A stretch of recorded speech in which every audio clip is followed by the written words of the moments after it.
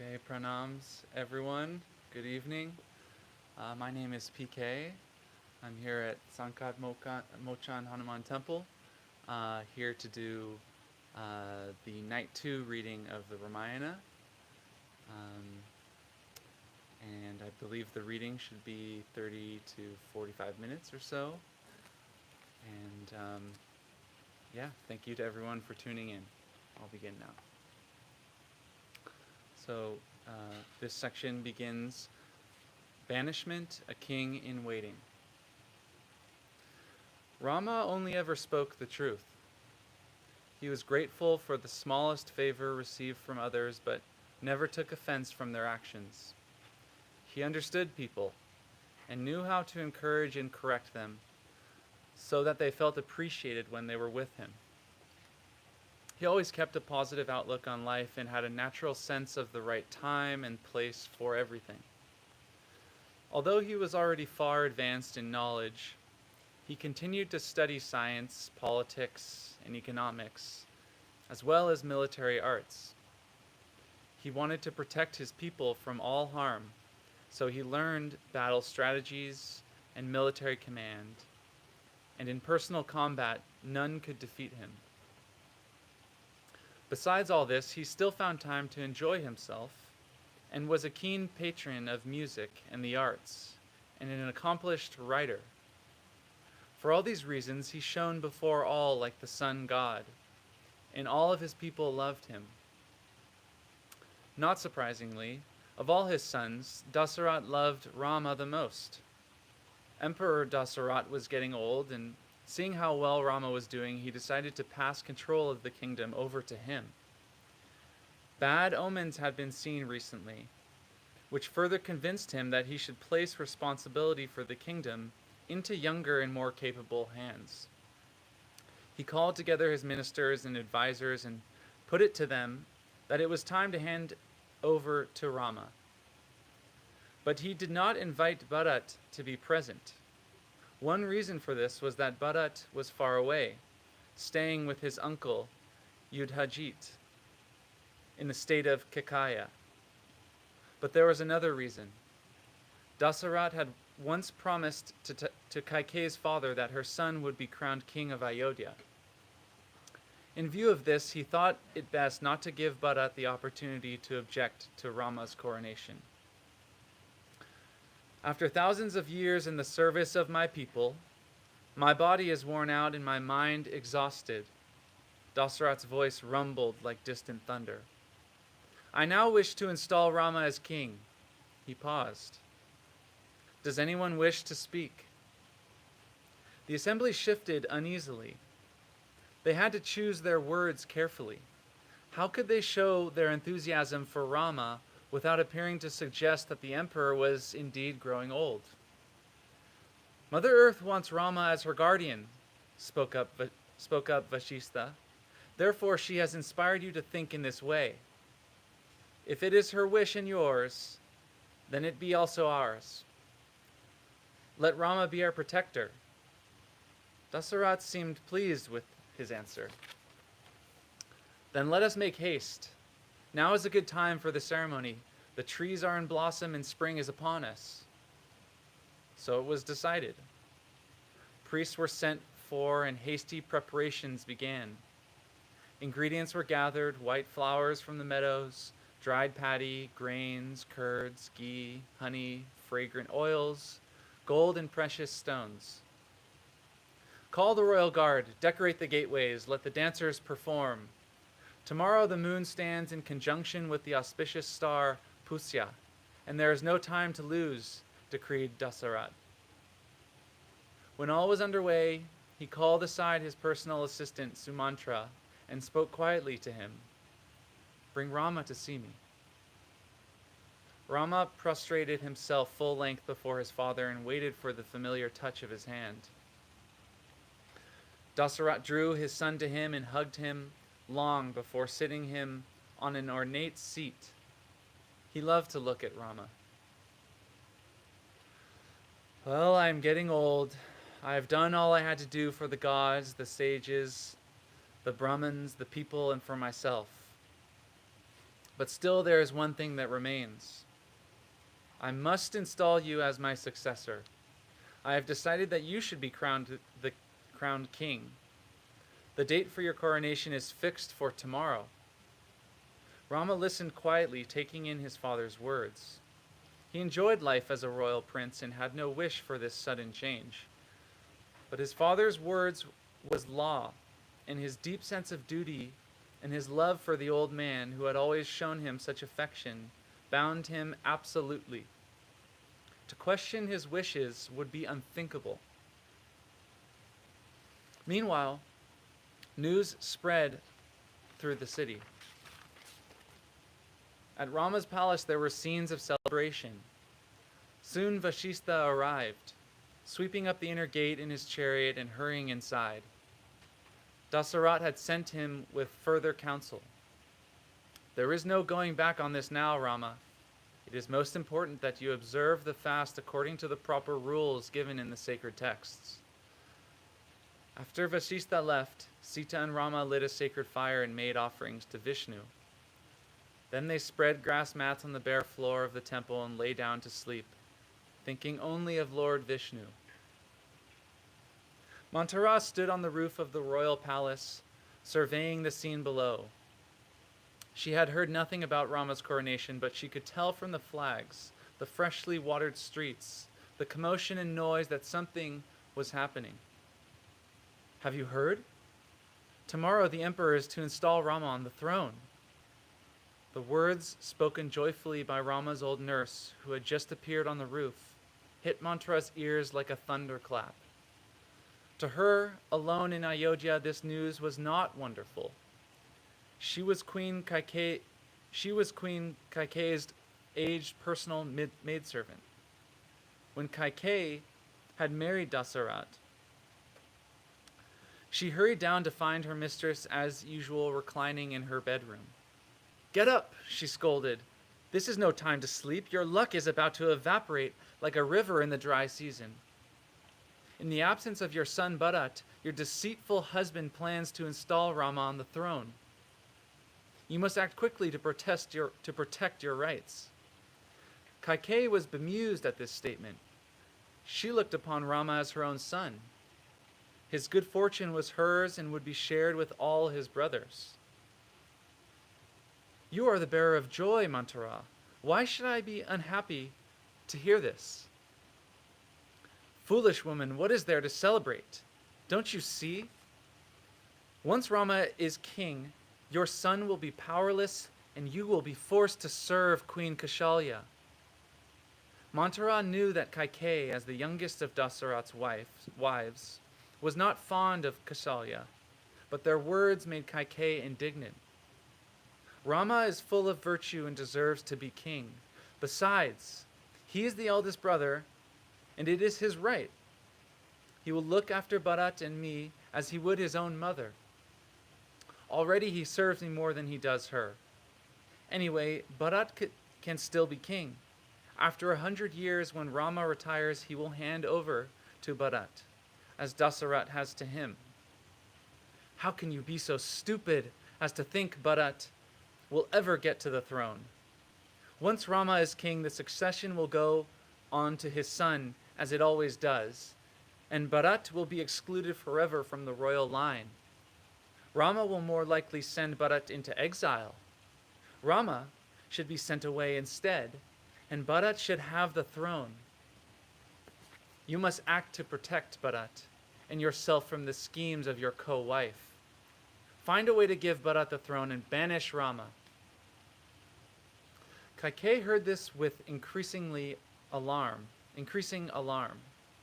It was true that she had always wanted Bharat to be king, especially because Dasarat had promised it so, and she did resent Kaushalya's seniority. Now Mantara's crooked words fed her fears and ignited a resentment born of long frustration. Her lethargy turned to anger. "Perhaps you speak the truth, Mantara. Maybe Rama should be sent away and Bharat put on the throne. But how on earth could it be done? You yourself have the means you told me in the past. Must I remind you? Kaikeyi got up from her bed. Her interest was definitely aroused. Once, when Dasarat was severely wounded on the battlefield, you saved his life by taking him away to a safe place. At that time, he offered you 2 boons. You said you would ask for them later, to which he said, "So be it." You told me this long ago, and I have treasured it ever since, waiting for the right time to help you. And now you should ask for these 2 boons to be granted. First, ask that Bharat be put on the throne. Second, demand that Rama be banished from the kingdom for 14 years, exclaimed Mantara. Kaikeyi listened with excitement as Mantara told her to enter her chamber of wrath, her private room for anger and depression. Throw off her ornaments and finery, loosen her hair, and lie on the floor. When her husband would find her there, she must weep and wail and wait for him to offer her what she wanted. He will offer you jewels and gifts. Do not accept them. Fix your mind only on the throne for Bharat and banishment for Rama. Mantara made her put on old clothes and sent her to the chamber of wrath. The delicate queen untied her hair and threw herself upon the ground, scattering her ornaments about her. Tossing from side to side, she began to work herself into a frenzy. "If Rama becomes king, your life will be misery, and your son will surely be killed," Mantara goaded her. "Either Bharat will be crowned, or I will eat nothing and stay here until I die," said Kaikeyi, her face darkened by rage and her heart poisoned by Mantara's arrows of hatred. She awaited her husband. Dasarat had just seen Rama for the second time, and evening was approaching. He had been issuing orders all day, and at last he felt confident that all was in hand for the coronation. Now he looked forward to the enjoyable task of telling his dear Kaikeyi the exciting news. As was his habit, he went to find her in her bedroom. Kaikeyi's bedchamber was empty, her bed unused. He found one of her maids, who told him nervously that she was in her chamber of wrath. In dismay, he entered the darkened room and found her sprawled on the floor, like a creeper torn from a tree, weeping piteously. He knelt beside her, but she pushed him away. "My beloved, who has upset you? What is wrong? Let me put it right. If someone needs to be punished, I will punish them. Or if someone must be rewarded, I will reward them." The queen took no notice and continued to weep. "I promise on my honor that I will do whatever pleases you. I rule an empire stretching from the southern Deccan to the Himalayas, from east of Bengal to west of Rajasthan. Whatever you want is yours." She turned to him. "No one has insulted me," she sobbed, "but there is someone that I must have. There is something I must have. Promise you will give it to me. Give me your word, and I shall tell you what it is." She had Dasarat at her mercy. "My dear, I promise you shall have what you want. I swear on my beloved Rama, without whom I could not live for even a day. I swear I will satisfy your desire. Please let me make you happy again." Helplessly, the emperor was drawn into Kaikeyi's trap. "Indra and the gods have heard your oath. The moon and sun bear witness to your words. Now listen to me." Kaikeyi's voice hardened. "Remember when I saved your life and you offered me 2 boons? Now I want them. If you refuse me, I promise I will die. My first request is for Bharat to be installed on the throne in place of Rama. My second is for Rama to be sent this very day to Dandaka forest for 14 years to live as a hermit." Dasarat could not believe his ears. All day he had felt a sense of foreboding, which now turned to a throbbing in his head and a pain in his heart. He collapsed on the bare floor beside his queen and began to murmur, "Oh, pity, pity, your words are cruel. What harm has Rama ever done to you? When the whole world loves him, why should I send him away? Life might go on without the sun or water, but I cannot live without Rama. I can't believe you mean what you say. This is not you speaking, but some evil spirit that has entered you. I might agree to put Bharat on the throne, but I will never banish Ram. Take pity on me. I am old and weak. You have anything I possess, but without Ram, I possess, but without Rama I will die. But for the emperor's weakness only served to strengthen Kaikeyi's resolve. You have given me your oath. Are you going back on your promise? She tormented him. Your word has no value? Banish Ram, or I shall drink poison. In vain, Dasarat tried to reason with this cruel queen, by turns groaning and pleading. How could Rama, who knew only fine food and soft beds, survive alone in the forest? Rama was so noble and obedient that if he asked, he would go at once without complaint. But what of Sita and Kaushalya? Surely they would die of broken hearts without him. Indeed, who would wish to stay in Ayodhya if he were gone? Even Bharat would not stay, and Dasarat would be ridiculed and die. Kaikeyi would be left alone to preside over the collapse of the empire, but the woman's heart was hard and cold, and his words useless. Spent, he collapsed at her feet, a broken man.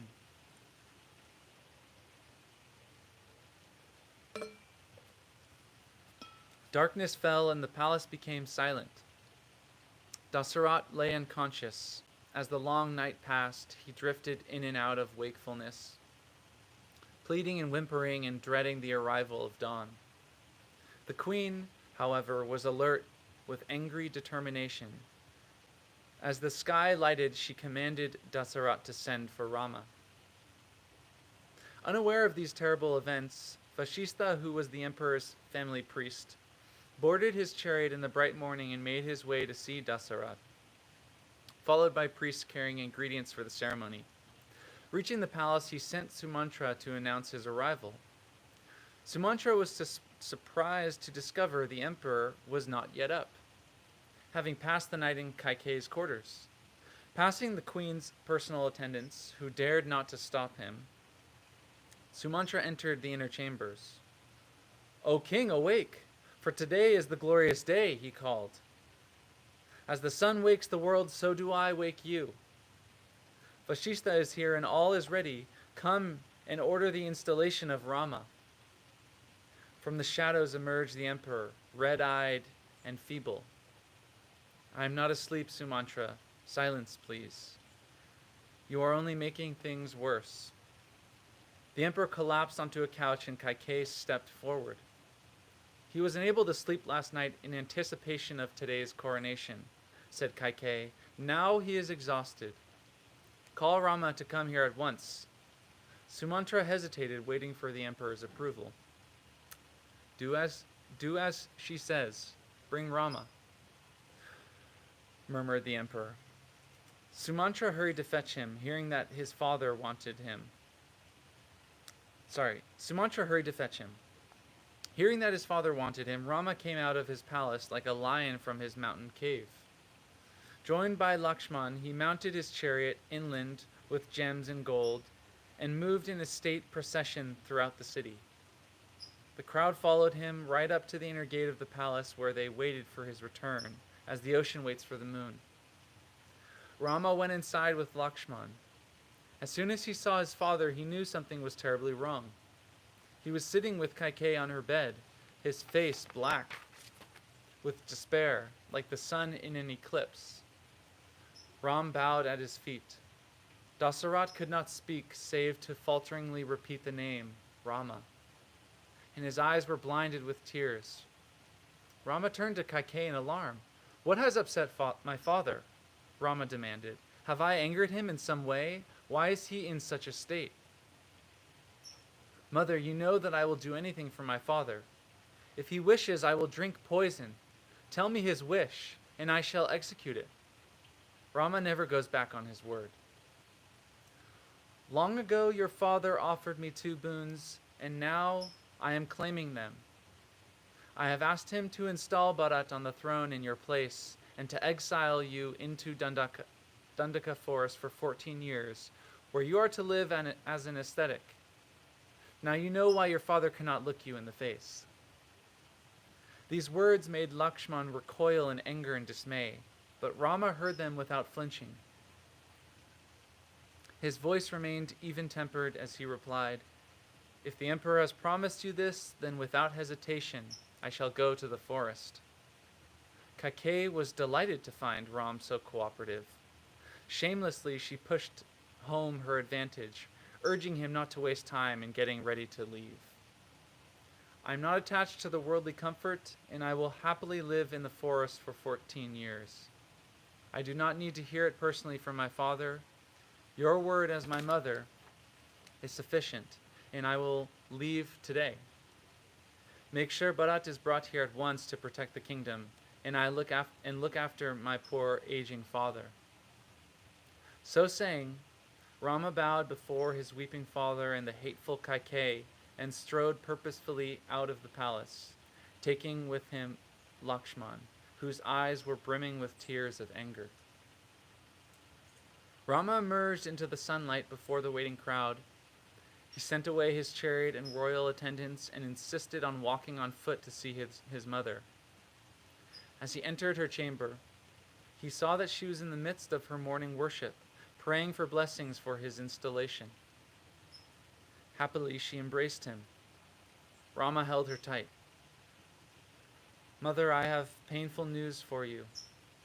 The emperor has decided to give the throne to Bharat and send me away to the forest for 14 years, where I must live as a hermit, feeding on roots and herbs." The queen trembled. The blood drained from her face. She opened her mouth, but no sound came out. Rama caught her as she fell and held her in his arms. "My son," she stammered, "I would rather have stayed childless than to hear such words. I cannot bear the pain of losing you. Let death take me.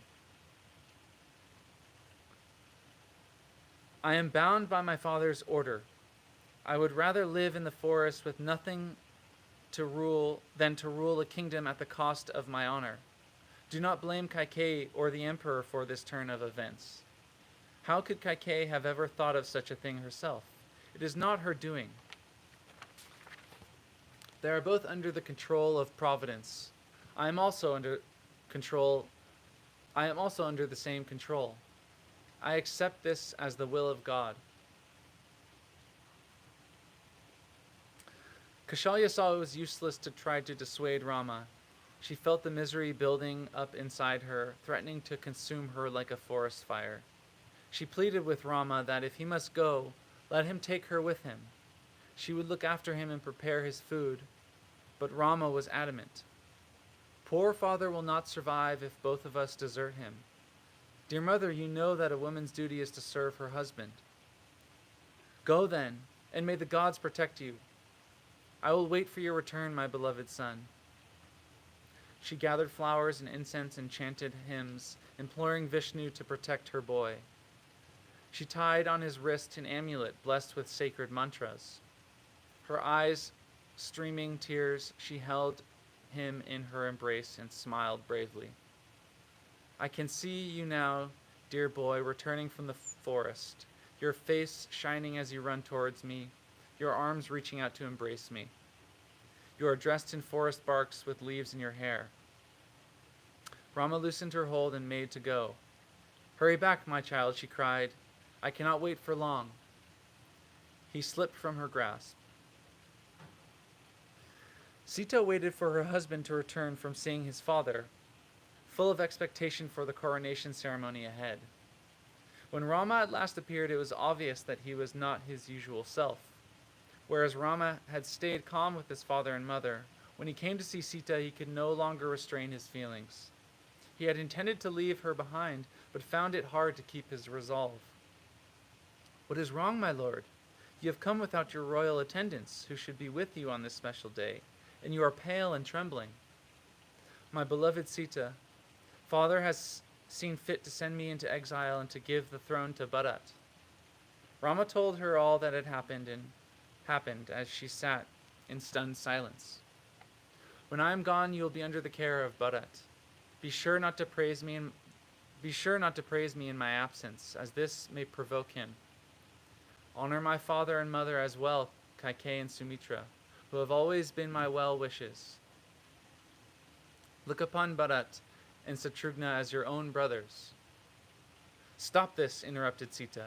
I am not staying here without you, so there is no use in your telling me what to do here.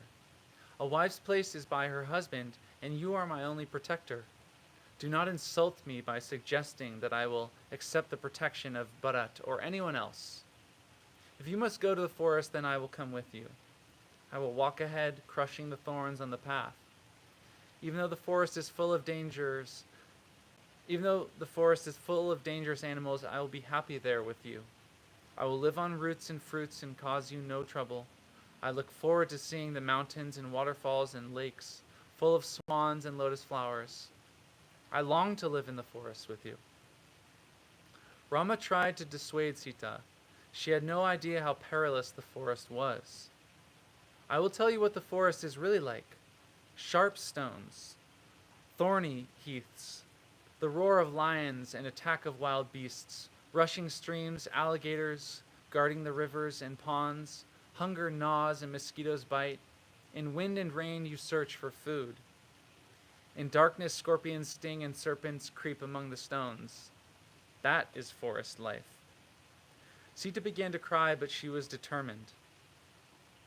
Unable to deny her any longer, Rama took her in his arms. All right, since this is your destiny, come with me.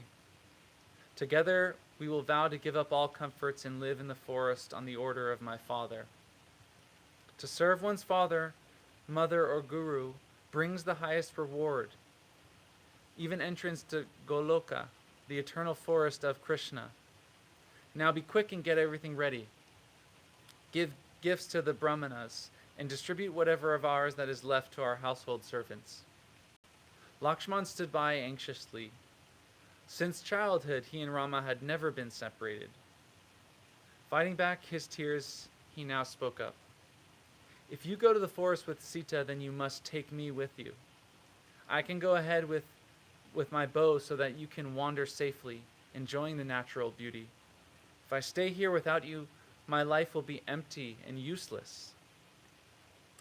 So it was decided that the three of them would go together into exile. The three companions went back to the royal palace to take their leave of Dasarat. News of Rama's banishment had spread among the ordinary people of Ayodhya. It was hard for them to understand what was happening. Why had Dasarat done this? As the three passed along the street, without Rama's usual company of royal guards and chariots, onlookers felt dismayed. They looked upon Rama as the root of their existence and could not conceive of life without him. We will follow Rama, they said to one another. We will turn the forest into Ayodhya and let Ayodhya revert to forest. Kaikeyi will inherit a deserted city inhabited by wild animals and mice. Rama came once more before his father. Dasarat had called all his wives to be present. Headed by Kaushalya, they filled the room, many weeping uncontrollably. In their midst, the emperor sat on a couch, propped up by pillows, red-eyed and exhausted, showing all the symptoms of complete breakdown. When he saw Rama, he struggled bravely to his feet, but even as Rama approached, he began to totter, so that Rama had to catch him and lay him tenderly on the couch. Gently, Rama explained that he, Sita, and Lakshman were ready to leave, and that they had come to say goodbye. In desperation, with a voice trembling with emotion, Dasarat spoke. My senses are quite gone, my son, taken from me by Kaikeyi, and I am powerless.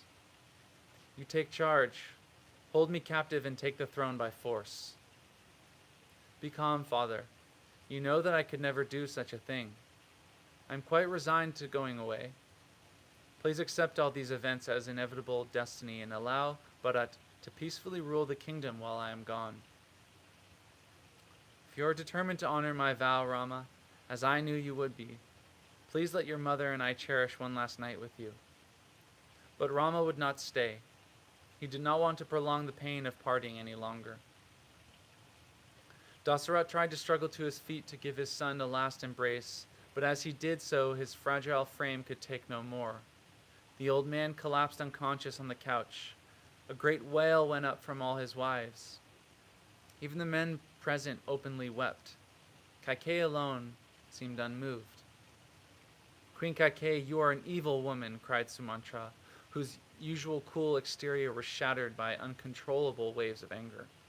You are the murderer of Dasarat and your whole race. You violate all codes of honor of the Ishvaku house. He spoke for them all. If Rama leaves, we will all leave with him, and you will be left with nothing. All you will achieve in sending him away is to send yourself to hell.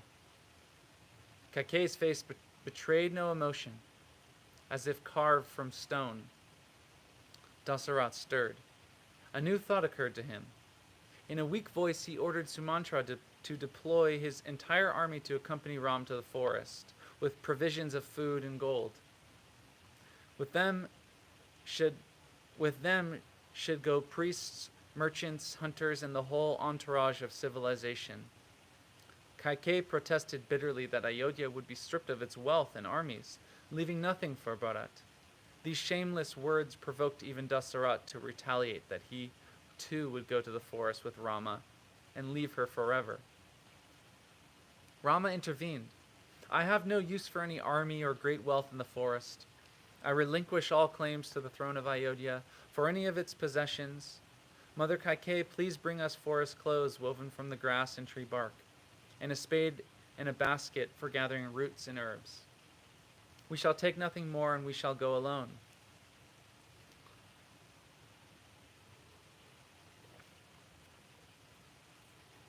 Without delay, Kaikei brought what he requested, and Lakshman and Ram changed into the simple robes. Sita, however, was dismayed at such plain garments, and had no idea what to do with them.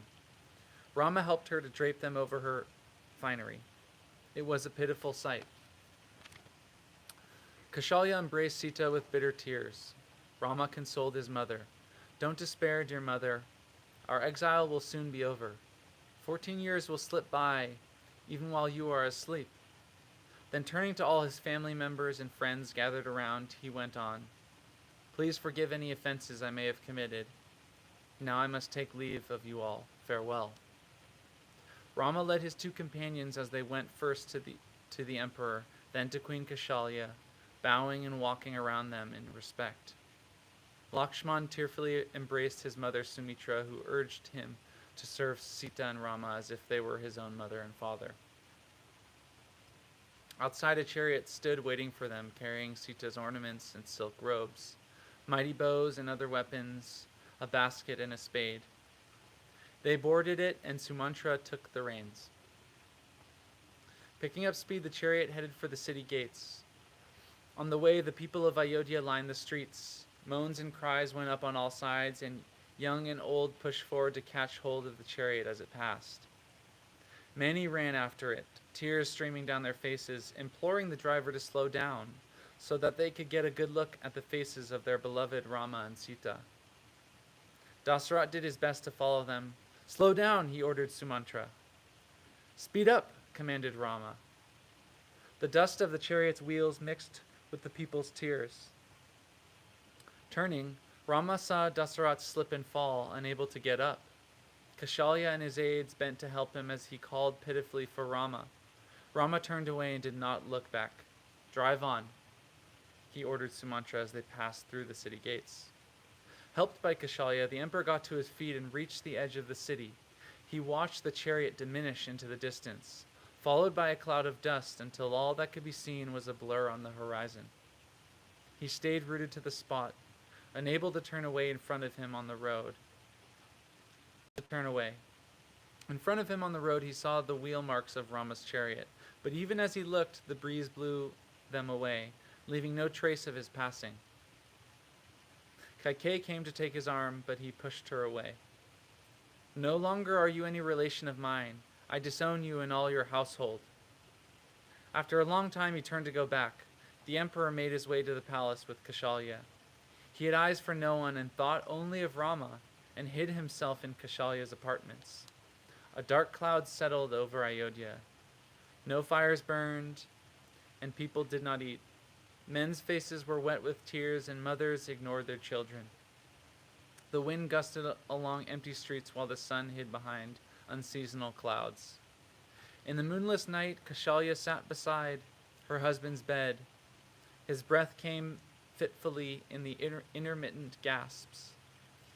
Inside her, she felt the fire burn even hotter, consuming her will to live. Dasarat reached out in the darkness. Kashalya, I can't see you. I have gone blind. Touch me with your hand. She took his hand in hers and let out a long, piteous wail. The chariot kept up speed for a while, with the citizens from Ayodhya desperately straggling behind. White-haired men bent with age who thought they could convince Rama to change his mind were among them. Feeling pity for them, Rama stopped the chariot and continued on foot as far as the river Tamasa, where he halted for the night. As birds sang evening lullabies, the travelers settled on a bed of leaves for their first night out in the open. Rama made sure the horses were well fed, but for himself drank only a little water. He had no appetite for more. Lakshman could not sleep and sat up all night talking about Rama with Sumantra.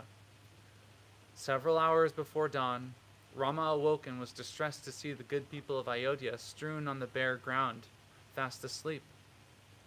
Without disturbing them, Rama and his companions quietly rode their chariot across the swiftly flowing river, being careful not to leave any telltale tracks on the other side.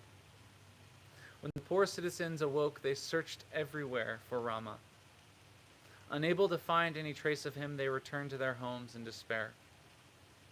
Rama pushed on southwards through the cool pre-dawn air, his mind fixed on his father's order. By the time the sun rose, he and his companions had left the river far behind.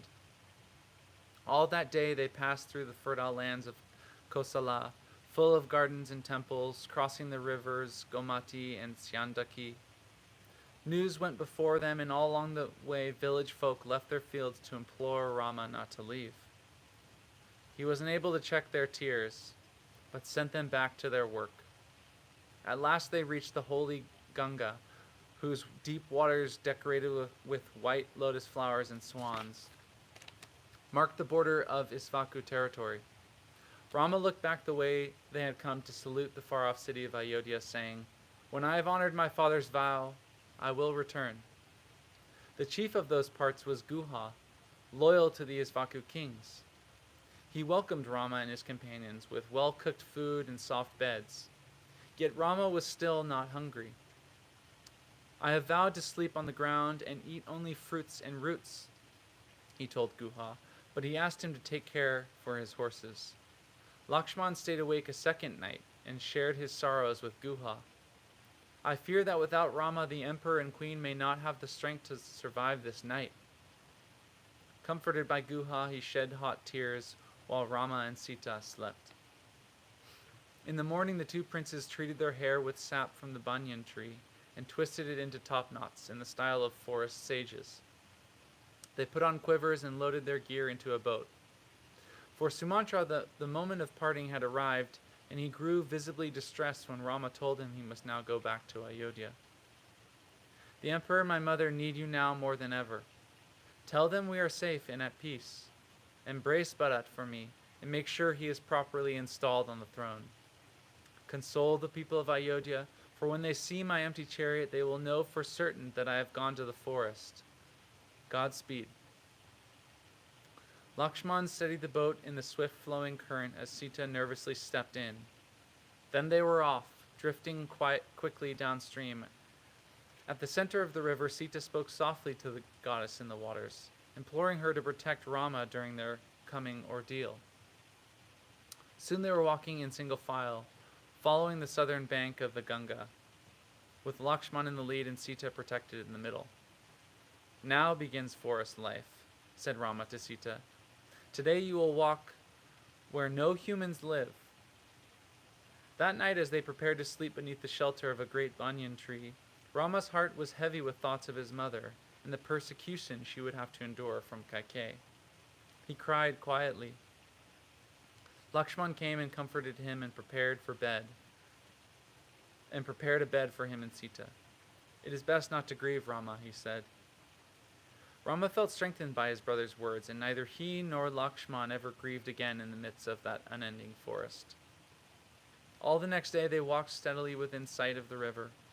Towards evening they saw ahead of them smoke wafting up through the trees, and heard in the distance rushing waters. They had reached the hermitage of the sage Bharadvaja at the confluence of the Ganga and the Yamuna. Youthful ascetics greeted them and brought them before their teacher, who sat surrounded by birds and forest animals. He was expecting them and had made arrangements for them to live there, but Rama declined. Here people would find them out. "Tell me where we can find a hidden place where Sita will be happy," he asked. "There is a sacred mountain called Chitrakoot 60 miles from here, whose woods abound with black-tailed monkeys, deer, and elephants," the sage replied. "Rich supplies of honey, roots, and fruits are there, with sheltered caves and waterfalls." In the morning, Bharadvaja directed them to Chitrakoot across the Yamuna. 2 days' walk to the southwest. Rama and Lakshman built a raft of logs, and on it a seat of cane and rose apple wood for Sita. When they reached midstream, Sita again spoke to the river goddess Yamuna, asking for Rama's safety. Bharadvaja had told them that they would reach a great banyan tree, and there they should turn south. When they found it, they stopped for the night. The next day they continued southwards along a well-trodden path. Around them were trees laden with scented blossoms, resounding with the buzzing of bees and warbling of birds. As they neared their destination, Lakshman grew excited. "Look at the size of the honeycombs and the luscious fruits. Ahead I can see the peaks of Chitrakoot and hear the trumpeting of elephants." A sage, Valmiki, for it was he, was waiting for them in his ashram at Chitrakoot. With great delight, he gave Sita and Rama a place to sit while Lakshman busied himself constructing a thatched cottage. When it was complete, Rama built inside it a shrine to the forest guardians and to Vishnu. He consecrated it with Vedic hymns and sacred fire ceremony. At last, Rama felt released from the pain of the past, and they rested with peaceful hearts. So that concludes the reading for tonight. We will be reading again tomorrow, beginning with Ayodhya and grief. So thank you to everyone that tuned in. I hope you enjoyed the reading, and Jai Sita Ram.